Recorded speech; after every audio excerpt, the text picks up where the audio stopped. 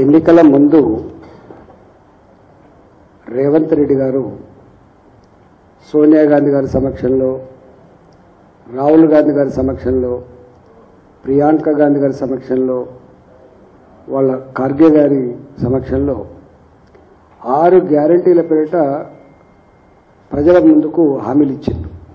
అందులో ఒక గ్యారంటీ రైతు రుణమాఫీ, రైతు బంధు, 500 రూపాయల క్వింటాలకు బోనస్, కౌలు రైతుకి కూడా రైతు బంధు అమలు చేస్తా అని చెప్పడం, చివరికి రైతు కూలీలకు కూడా నెలకు 1000 రూపాయలు చెప్పిన 12,000 రూపాయలు ఇస్తా అని చెప్పింది. ఇంకా ఒక అడుగు ముందుకేసి ఎవరైనా లోన్ లేని వాళ్ళు ఉంటే వెంటనే బ్యాంకుకు పోండి, రుణం తీసుకోండి, మన ప్రభుత్వం వస్తుంది, వెంటనే తెల్లారే సంతకం పెడితే మీకు రుణమాఫీ అవుతుందని చెప్పాడు. 3 నెలలు గడిచింది, 4 నెలలు గడిచింది, పిల్లి గంతులు వేస్తుంటే రేవంత్ రెడ్డి తప్ప, దిక్కులు చూస్తుంటే తప్ప ఎక్కడ సప్పులు లేదు. చివరికి ప్రజలు రైతాంగం అంతా అసహించుకుంటుందని చెప్పి గ్రహించి భద్రాచలం రాముడి సాక్షిగా, వేములవాడ రాజన్న సాక్షిగా, జోగులాంబ సాక్షిగా, మన లక్ష్మీనరసింహస్వామి సాక్షిగా అని చెప్పి ఓట్లు పెట్టుకోవడం మొదలుపెట్టాడు. ఈ ఒక్కటి కూడా అమలు చేయకపోతే తెలంగాణ ప్రజలు నా మీద చెడైప్రాయం ఏర్పడుతుందని చెప్పి భావించి అన్ని రకాల ఆర్థిక పేమెంట్స్ అని కూడా ఆపేసి రైతు రుణమాఫీ ఒడిగట్టింది.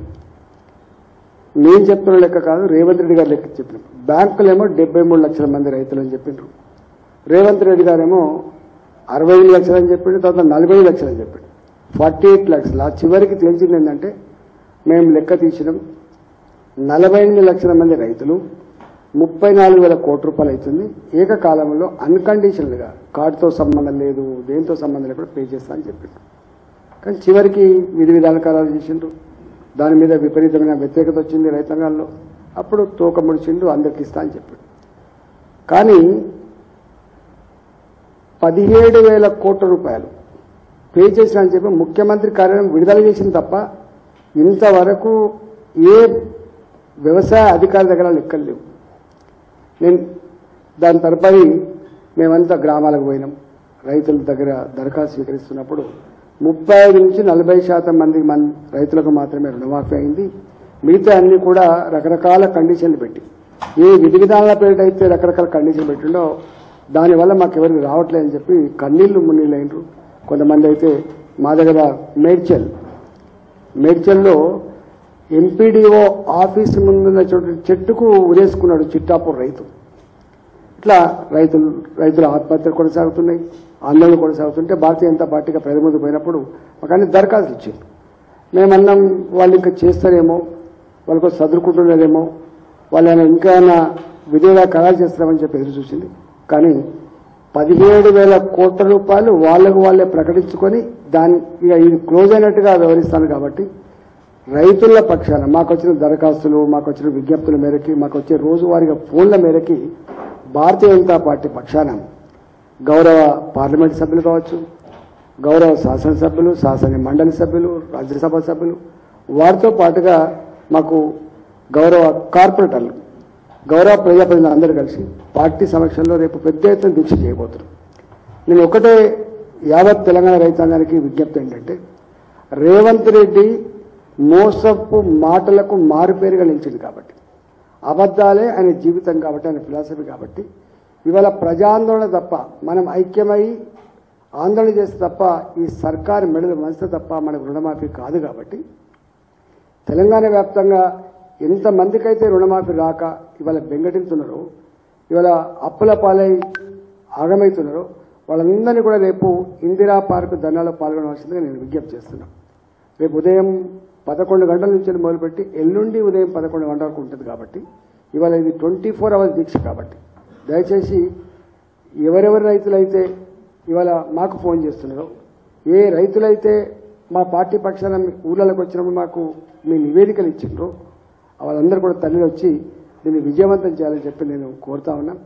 రేవంత్ రెడ్డి ఆయనకు సెన్సిటివిటీ కానీ, అయ్యో ప్రజలు అనేటువంటి భావన కానీ, రైతాంగానికి అబద్ధం ఆడితే మంచిది కానటువంటి సోయి లేదు.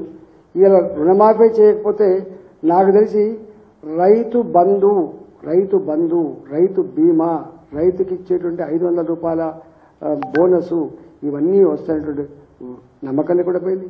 కౌలు రైతులైతే కౌలు రైతులు కావచ్చు, రైతుల మీద డిపెండ్ అయినటువంటి కూలీలు కావచ్చు, వాళ్ళకి ఎవ్వరికి వచ్చే పరిస్థితి లేదు. ఈయన వాళ్ళకం చూస్తూ ఉంటే ఈయన ఆర్థిక స్థితి కానీ, ఈయన మాటలు కానీ, ఈయన ఆచరణ కానీ చూస్తే ఈయన అమలు చేసినట్టుగా మాత్రం కనపడతలేదు. అందువల్ల నేను రైతాంగానికి, తెలంగాణ రైతాంగానికి నేను వినమ్రంగా విజ్ఞప్తి చేస్తున్నా, మీరందరూ కుమిలిపోయే కంటే, బాధపడే కంటే, ఊక దరఖాస్తు ఇచ్చి దండం పెట్టే కంటే ఈ ప్రభుత్వం మెడలు వంచడానికి మేము మీ పక్షాన సిద్ధంగా ఉన్నాం. కాబట్టి మీరంతా కూడా తల్లి రండి, మీరంతా తల్లి వచ్చి దీన్ని విజయవంతం చేసుకోవాలని చెప్పి కోరుతున్నా. దీనికా నేను మొన్న గడికేసరి పోయినా, సొసైటీ మీటింగ్ 1206 మందికి రుణాలు తీసుకుంటే కేవలం రైతు రుణమాఫీ అప్లై అయింది 200 మందికి మాత్రమే. అంటే 1006 మందికి అప్లై కాలే. నేను ఇంకొక సొసైటీకి పోయినా, పొడూరు సొసైటీకి పోయినా, రాలే.